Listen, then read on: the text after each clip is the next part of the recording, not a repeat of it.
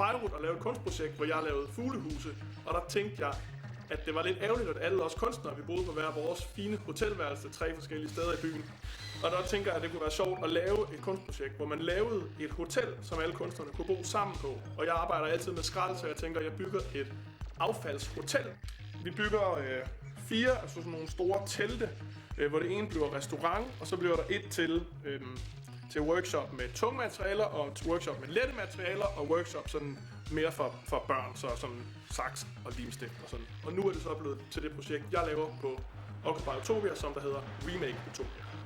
En af de ting, som vi skal have ned på til vores hotelprojekt, det er alle de her møbler, vi har lavet.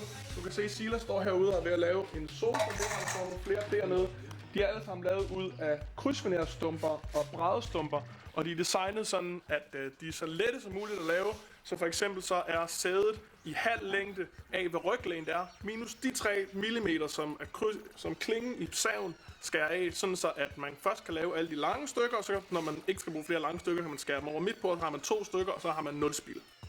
Jeg har valgt at tolke ordene Occupy Utopia som Occupy midt inde i en by, og Utopia som mit svar på fremtidens drømmeby. Og min fremtids drømmeby er en, hvor at man bruger alle de ressourcer, der er tilgængeligt, og sørger for, at der er så lidt spild som muligt. Her der har vi taget en masse dunke med. Det er tanken, at de skal blive til sådan en lyskæde, der skal hænge hele vejen rundt imellem træerne med lamper indeni. Så er der alt det her plastik, vi har taget. Det er fra alle fra fadelsanlæggene på Roskilde Festival, hvor der er løbet fadel igennem. Dem har vi lavet en kæmpe stor lyskrone af, som at der skal hænge nede ved vores projekt. Vi vil gerne have, at man kan se, at det er affald, men at det affaldet er bearbejdet på en sjov måde, så man kan se, at man godt kan gøre det lidt flot, men man skal stadig kunne se, at det er det materiale, vi har brugt.